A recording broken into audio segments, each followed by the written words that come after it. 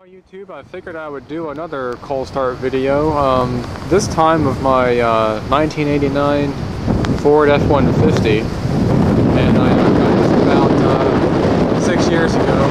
It's a 4x4, and it's got the 5-liter V8 engine and the 5-speed manual transmission. And this summer I just put some new tires on there. The General Grabber ATs, and they're size 31 by 10.5 by 15s, and it's got what looks like to be a 3-inch lift on it. Might be 6-inch, I'm not really so sure, but when I got the new tires I had to put new brake calipers, new rotors, new wheel bearings, all that stuff on it. So it's not really in the best shape. Got a lot of rust. Got more rust than the Titanic does, actually. You can probably see on the frame really close. Whoever owned this car before I did parked it near the ocean. The guy was in the military, I believe. So actually quite a bit of corrosion on here. But it's a good running around kind of truck, good kind of work truck. I think if I had a truck that was in too good a shape, I probably wouldn't be so eager to throw stuff back there. But anyway, let's go ahead and open it up and see if we can get the hood opened up and show the engine. This thing has one of the oldest batteries that I have of all the cars that I have. So I got a voltmeter I'm going to hook up to it, and just to measure the voltage as soon as I get the hood open. Last time I drove this truck was when I got the Christmas tree for my parents, a little bit before December 25th, so this thing's been sitting for a long time. Hopefully it's not too windy out here for you guys. Let me just get the hood popped open. And just like the Mercedes, I want to make sure this thing doesn't start up really fast and pound those rod bearings. So what I'm going to do to ensure a nice gradual startup is I'm going to disconnect the idle air control valve motor, and that'll allow the engine to start up a lot more softly than it otherwise would. I think it likes to run up around 2,000 RPM, which is a little bit too fast for me when it's been sitting for quite so long. It's going to be really dry. And let me get that voltmeter. I'm going to hook it across the battery. I'm kind of curious to see what the standby voltage is on the battery, and also what the voltage drop's going to be when I go ahead and fire her up, if it actually starts. This battery's about 12 years old, so I'm not really sure what's going to happen here. I might have to jump start it, but we'll find out in just a second.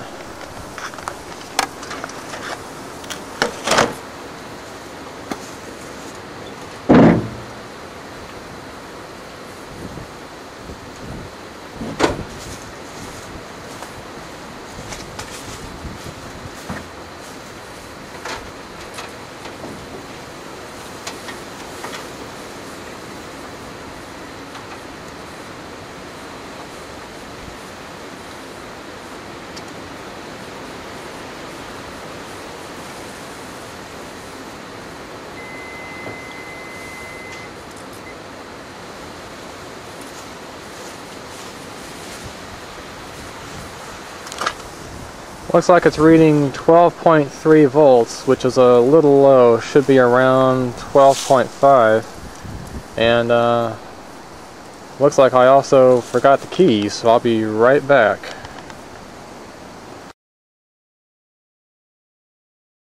Well, now that I have the keys, let's see if this thing's gonna turn over for me. And I'll also get a look at what that voltage is. As you can see there, it's 12.32 right now with no load. And this car is a stick shift. And what I usually do, since there's no hills here, I just leave it in gear. So I always want to make sure it's in neutral before I start it up. Make sure that the accelerator is actually nice and free. And let me see if I can hold the camera with one hand and start with the other here.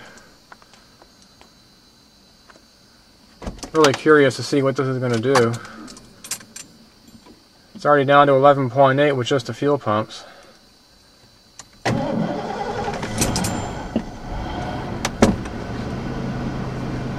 That's not too bad. Not really good though. Went down to 8 volts, around 8.5 volts, and now it's up to 14.8, so I know my alternator is nice and strong. And as you can see,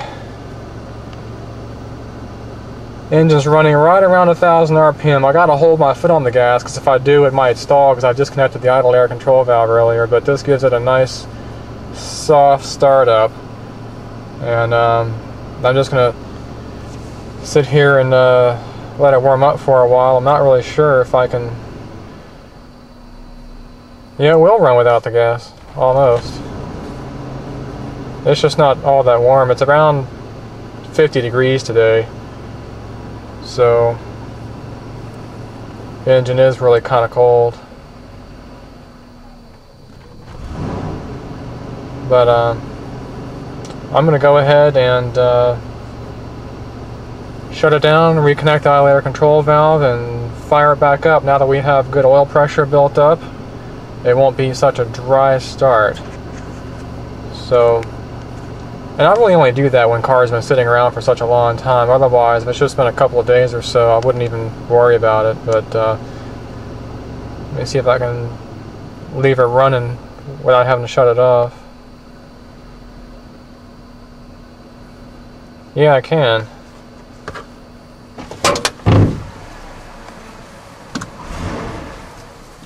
Nope, no I can't. Let's see what the battery does now.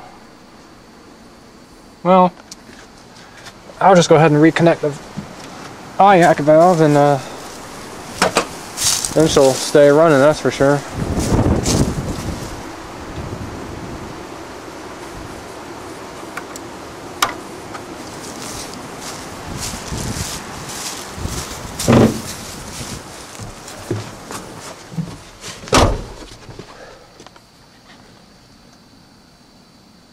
Start one more time.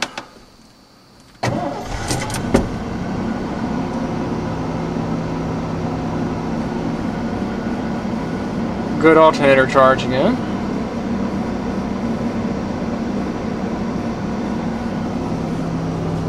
See, that's exactly what I didn't want it to do when I first started it up. I wanted to, that's why I disconnected the IAC valve, so I can get it running at a much lower RPM, because that engine was going to be bone dry sitting for a couple of months like it was. And because I ran it for a few seconds at a low speed, that allowed all the moving parts to get coated with oil, so it wouldn't be such a dry start the first time I started it up. But it's pretty reliable. It's got the good old 5-liter V8. It's got different kind of upper intake manifold than most of the other 5 liters have. It's actually got 2 intake hoses, which is kind of nice. But as you can hear, it's actually pretty quiet.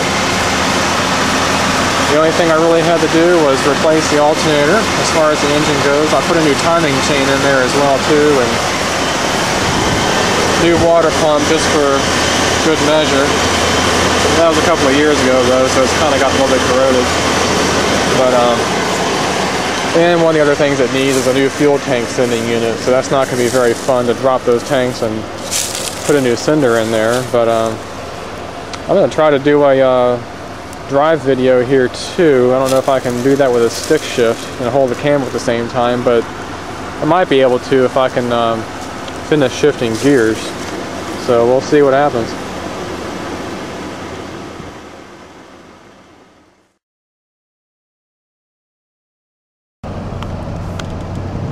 Well, YouTube, one of the reasons I wanted to show you what the battery voltage was doing, see if I can shift into fourth, well, with one hand, was to show you what it actually does when the vehicle starts up, and how far that voltage drops down is a good indication of how strong your battery is going to be in.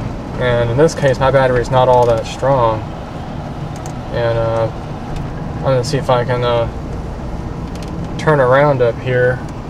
I think I slowing down because I think I've seen something that might pique my interest a little bit. So let me get this thing swung around. I saw something over there in the ditch that appears interesting. If I can avoid getting stuck here and not stall the motor.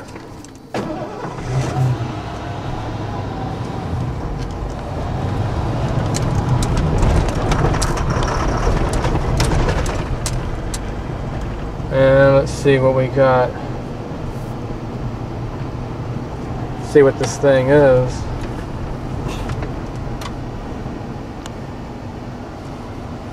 I think I might see a stereo of some kind. Let me take a look. Sorry, it's kind of windy out here. Yeah, that's what I'm looking at. Cool. Let me look a little bit further. Let me put this camera up and pick up this thing. There's all kinds of junk in this ditch apparently. Tires and stereos. Let me see what we got going on.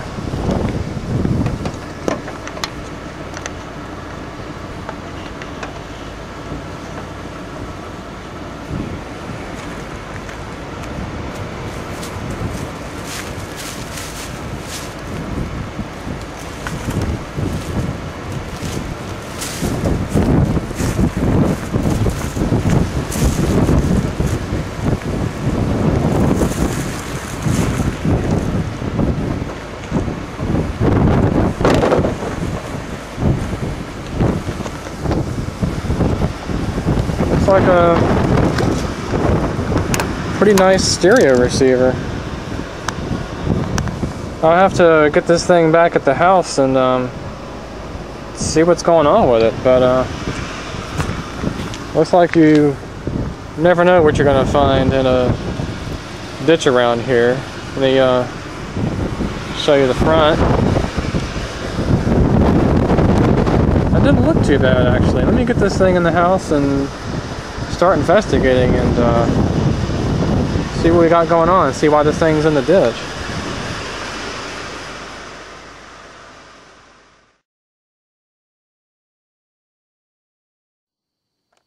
So here's this little stereo receiver that I picked up just a few minutes ago while I was trying to make a video of a cold start of my truck and show you guys what the starter motor load looked like on the battery, but now it looks like I have a more interesting project.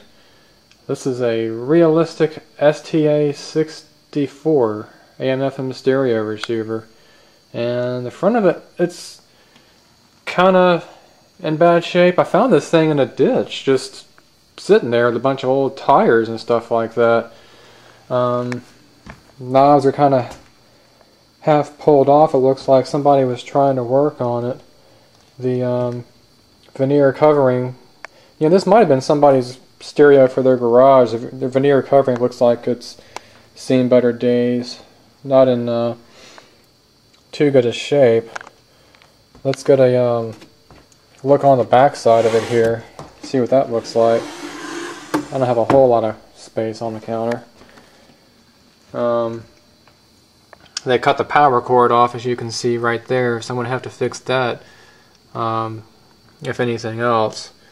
And I see some corrosion on the speaker terminal. So this thing was sitting outside where I found it probably for quite a while. Some rust on the den jack there. Definitely lots of corrosion on the antenna terminals, and of course a broken antenna with a frayed wire right there. So that's not in the best of shape either, but let me get a closer look and see what this thing looks like on the inside. I mean, it looks like if I cleaned it up a little bit, it wouldn't be that bad of a receiver. Maybe I could use it in my garage. I'm going to see if I can pop that cover off and see what kind of goodies I see inside. See if I see any blown power transistors, burned out resistors, that kind of stuff.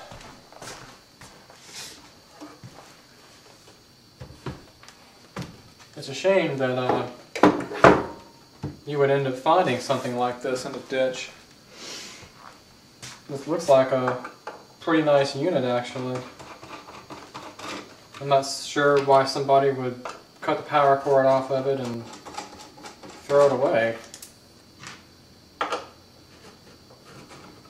Unless, looking at the knobs, though, it looks like they're half pulled off. It might be a situation where they tried to do a repair on it, tried to fix it themselves and couldn't, and then cut the power cord off and figured they would be able to use the power cord for something else.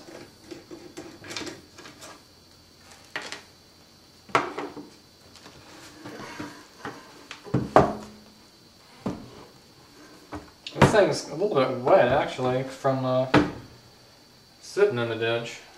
Not too bad, though. We'll see what we can find out inside.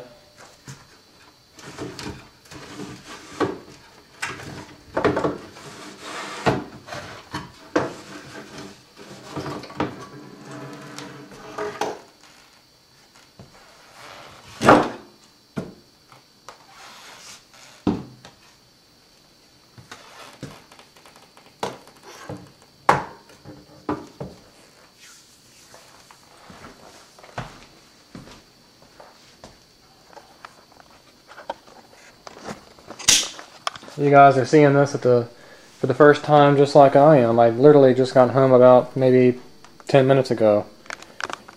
And so here's what's going on. Looks like it's pretty well organized. It's dirty though. You got a pretty nice transformer over here, completely shielded all the way around.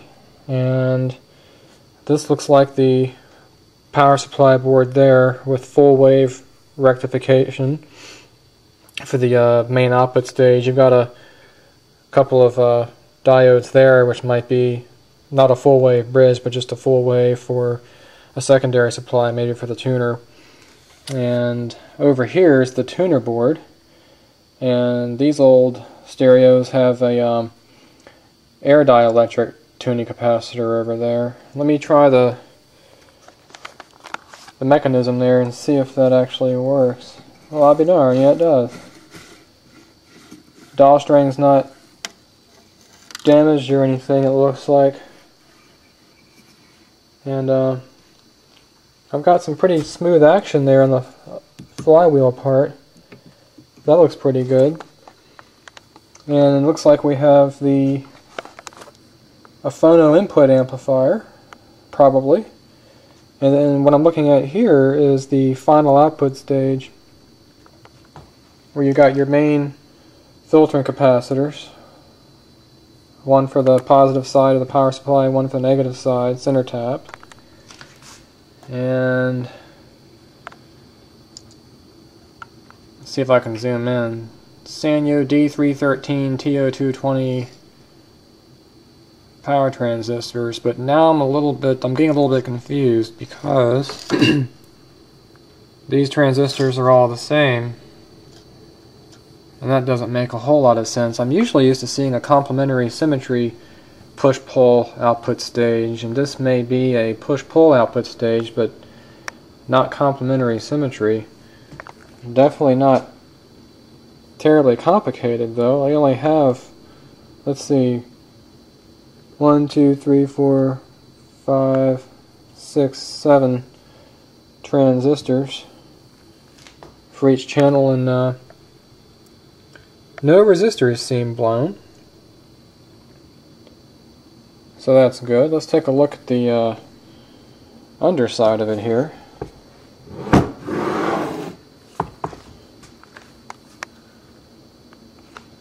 Yeah, our underside looks like it's in much better shape. All the wiring's nice and tidy. That board there looks like it's the preamplifier and handles all the bass, balance, and treble control functions. And let's look at where this power cord came in. It looks like it's a non-switched outlet to run like a tape deck or something like that, so I'm thinking I can just jumper with alligator leads across there to apply power and see if this thing works. But you know, what's interesting is it looks like the output, the AC output from the power transformer is going through the chassis, and it's fused right here. Two different sections. Probably the 2 amp sections for the power amp and the 1.5 amp sections for the dial lights and tuner and all the other stuff. So it looks like this is a pretty good design. The transformer is fused on both sides. Looks like the AC input side, and as well as the, you know, on the primary, and then also on the secondary. So let's see. Let's just make sure that yeah, it's supposed to have 2.5 amp fuse. So let's take that out and see if it's blown, and then see if it actually is 2.5 amps. I don't know if you guys can read that, but that definitely says 2.5, and the filament looks good in there, so that's definitely encouraging. 2.5 amps is not that much. I'm pretty confident I can apply power, and worst that'll happen is it'll just pop that fuse really, really quick if I had a dead short.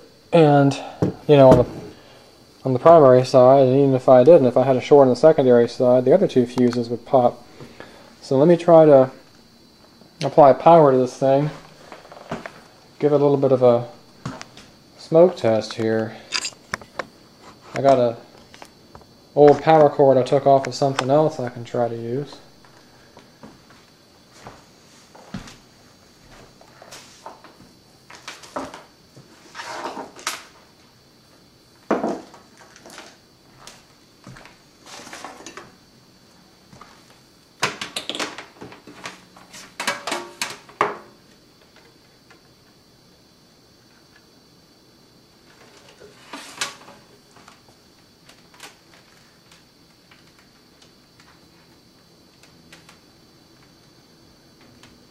I'm going to have to get a business card or something like that to keep these two from touching together.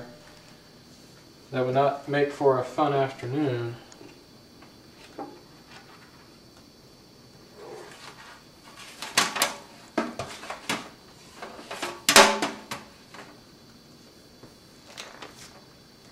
Alright, nothing's touching together. We'll go ahead and plug it in. Nothing's blown up yet.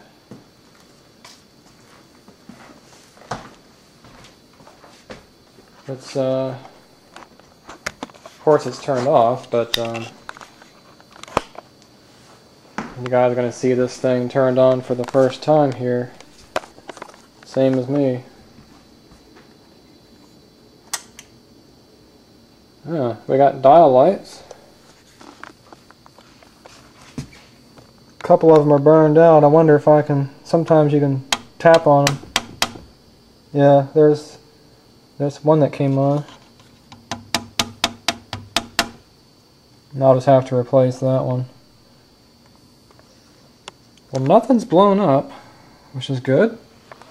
So let's do some investigating, see how much power this thing might be putting out, and also test the speaker outputs, make sure there's no DC power supply voltage to blow up the speakers. I'm going to use the same volt ohm meter that I used for the truck battery about 10 minutes ago.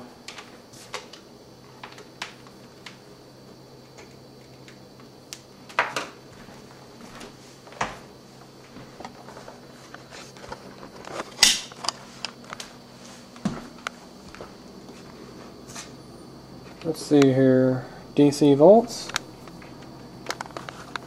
and I'm betting that that green wire there is probably one side of the power supply, or actually no, I'll take that back. Probably the orange and the red, but that's probably negative. That's probably a positive power supply rail. So let me measure this one first. And we got negative 25.7. And we'll measure the positive one. 25.68. So that's good. And looks like we have our speaker selector on output, so let's see if we can measure any DC on the speakers. And we don't have any DC there on the left channel. Just a little bit on the right channel, but that's just some bias voltage leaking through more than likely. So, looks like we're okay for that. One of the things this meter can do is measure frequency. So, this would be a good way to test to see how good those filter caps are running. This meter is so sensitive it's already picking up the 60 Hz line voltage just by sitting on the cables.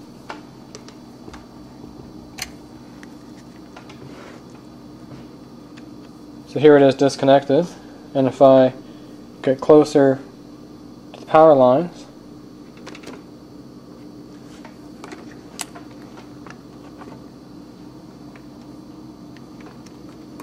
well, it's not picking it up now. But anyway, it's picking it up through the chassis is at 60 Hertz. And if I go back to this power supply, I should be getting an indication of the ripple, which should be twice the line frequency for a full wave bridge.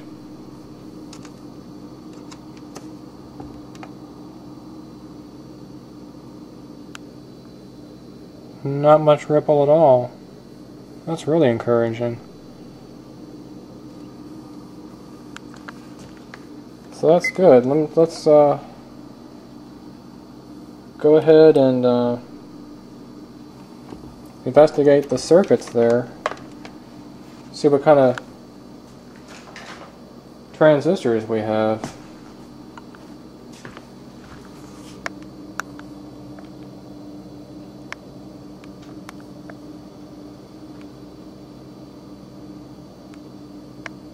Looks like we got a B. Oh, I can't focus on it.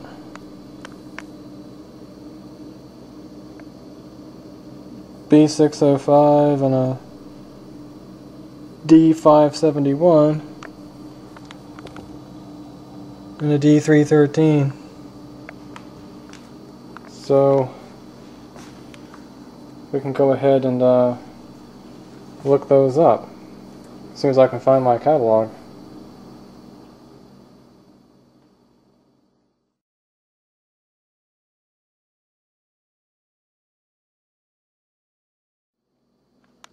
So I think I said earlier, I wrote down the part numbers. We had a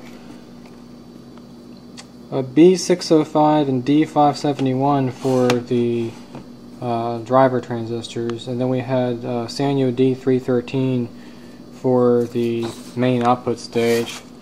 So I've got this older ECG catalog that I still have that I can look up these parts and kind of figure out how much power this has, and that's what I'm trying to do. I don't know anything about the this receiver, and haven't really had any time yet to do any research. So one way to figure out just how much power it might actually have is to start looking up the components and see how much they can handle. We already know that we got a power supply voltage of 25 volts. So the that being the case, we know that the maximum current that could possibly put out would be 25/8 for an 8 ohm speaker. So coming over here, see, That'll give us 3 1/8 amps. Square that times 8, so maximum possible theoretical power that thing could put out just based on the power supply alone would be 78 1/8 watts. And judging by the size of the transistors, the heatsink, as well as the filter caps, and of course the full wave bridge rectifier, that's probably not true. That's probably the absolute maximum, but that gives us a rough idea. So I'll write that down. 78 watts. So let's look up the first transistor, the B605, which looks like it's a ECG 294. So I'll write that down, and then this is probably a complementary pair, so I'll look it up anyway. D571.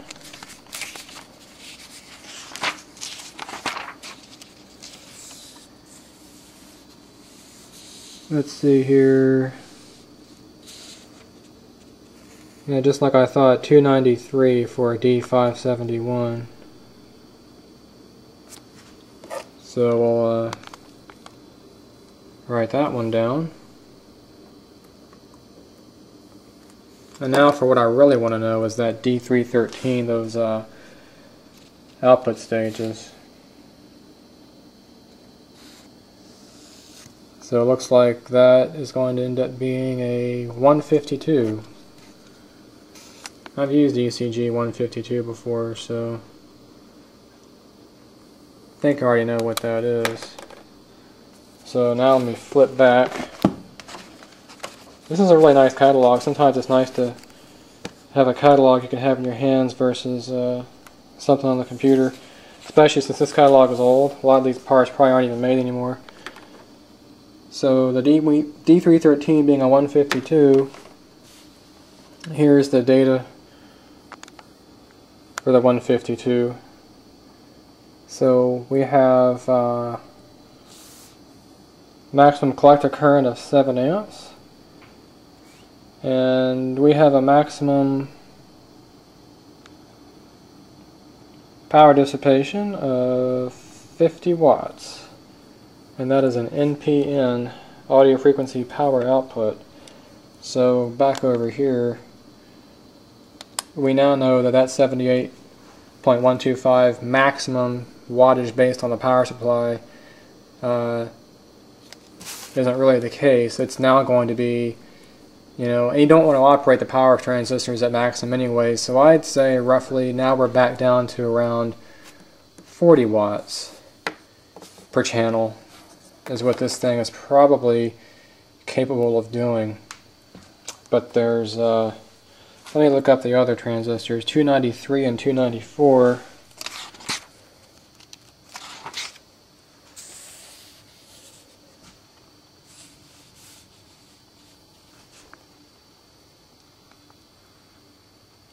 Yeah, that's a, when you see that NP star, that's a matched pair.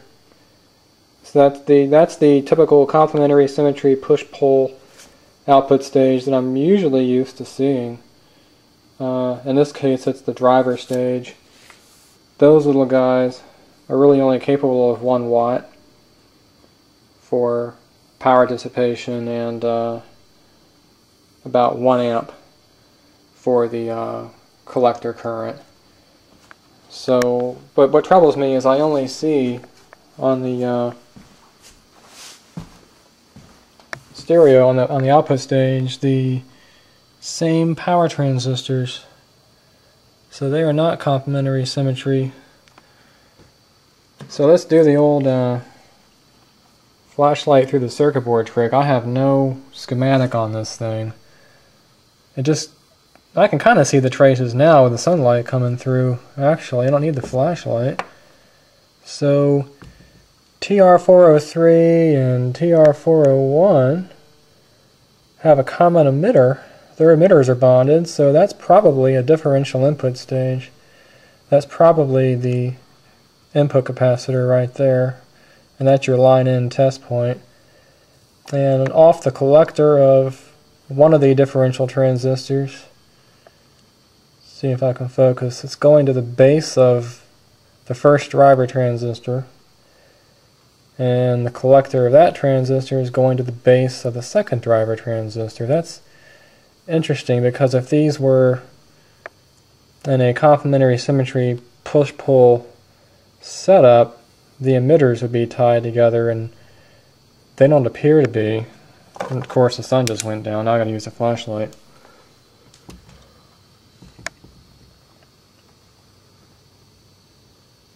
Yeah, one emitter goes through a resistor to the base of the power transistor, and the second emitter goes through this diode pair.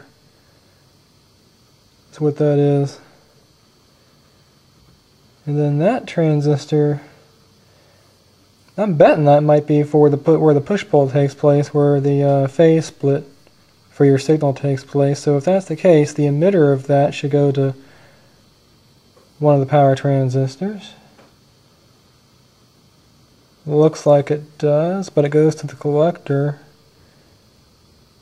And then the collector of that smaller transistor should go to the other transistor, which I think it does. So what's interesting is that the emitter of that power transistor looks like it's bonded to the collector of the first one. That doesn't, that's kind of unusual. I wonder if this is what they call the totem pole setup, or it's like a stack setup. Yeah, I think that's what this is. So the base of that transistor is getting the input from one leg of this off the collector of that transistor there, which is the positive half of the waveform, and coming off the, no, actually it's the negative half. It's inverted on the collector, and on the emitter, kind of like an emitter follower, that's going to that other transistor.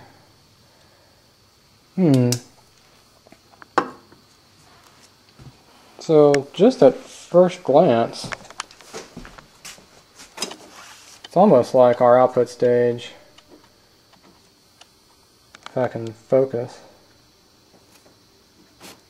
looks like this.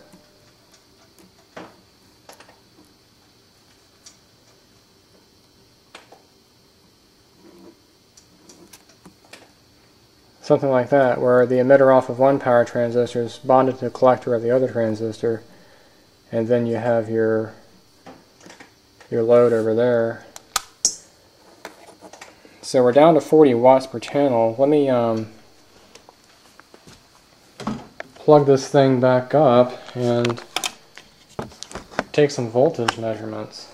See if we can actually get a true reading here.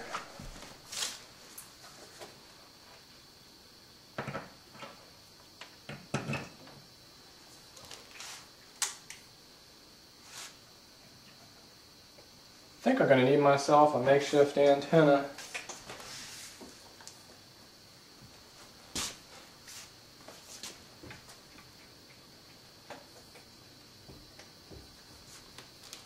Just hang this over these Girl Scout cookies, maybe they can help.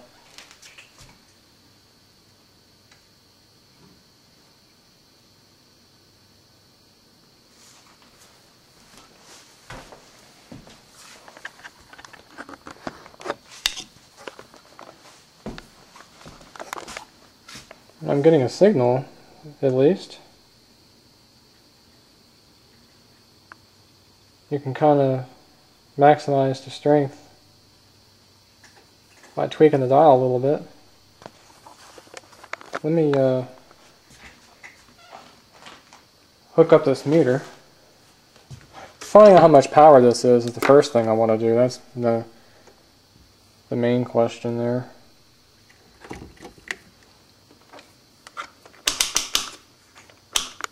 Turn that on AC, and I'm actually going to be measuring the AC output, the audio output voltage, the maximum swing as I crank up the volume. So right now our volume is minimal, and it looks like that might be our audio output right there. So we have next to 0, and now I'm going to crank it up all the way, which is not good to do with no load for long periods of time, but just for purposes of testing. That's maximum volume right there. It looks to be around 16 volts at the speaker with no load.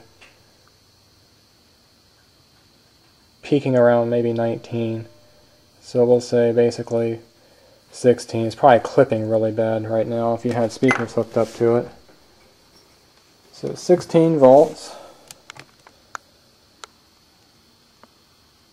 So we'll do 16 gives us 2 amps. Square that's 4 amps times 8. 32 watts per channel, absolute maximum. So this thing is 32 watts. I'd probably say this is more like advertised 25 watts per channel at this point. Would be a good guess. Without having a chance to Google it or anything like that. I'm going to see if I measured the frequency before across those filter caps. One of these filter caps, this one right here, is kind of bubbled up on the top, but it's not getting hot. But I bet you there might be, I just want to see how good it might be filtering. Let me go back to these test points here for the power supply. And we are getting some AC voltage on that DC line, about 13, 14 millivolts on the negative side, and then on the positive side. Like we're getting about the same, well, hold on, maybe just a little bit less, about 8 millivolts of ripple. That's actually a lot. So those filter caps are going to have to be replaced at some point. But there you go, guys. That's the first look at this stereo receiver. Definitely needs a little bit of work, but I don't even know if I'm assuming I have music. I don't have any speakers hooked up to it at this point. Maybe I'll do that a little bit later, but so far this is not turning out to be a bad thing at all. I can probably use this in my garage after I put another power cord on there. I'm not sure why they cut that off, but I'll definitely keep you guys posted on this thing. This looks like a pretty decent unit at one point in time. I'd say this would be around vintage, probably maybe 1974 to 78 time frame, because the resistors are kind of stood up on their end, and they used to do that back in that era, as well as these little tiny transformers, these little inductors that are adjustable. That was really popular circuitry back then as well too. So that's kind of where I would place the data manufacturer, even though I can't really find it at this point. I'll after this have a little bit more time to do some research on the net. If I could get a schematic of this thing, that would be awesome. I don't like, I mean, tracing it through the circuit board like that's kind of a last resort, because it's not really accurate sometimes. It's easy to make a mistake. I'd rather have a schematic to see what this thing actually looks like. And oh crap, that capacitor doesn't look good at all. I think that's actually some glue that they use to hold it down, but it's definitely worth investigating and see if I can find some replacements. That's a pretty popular rating, 35 volt, 4700 microfarads, so that shouldn't be too hard to find. But anyway, I won't bore you anymore with all this investigation and everything. Looks like according to the calculations, the rough calculations, 25 watts per channel is what this guy can do, which is fairly decent, but not a whole lot. But as I find out more about this, I'll keep you guys posted.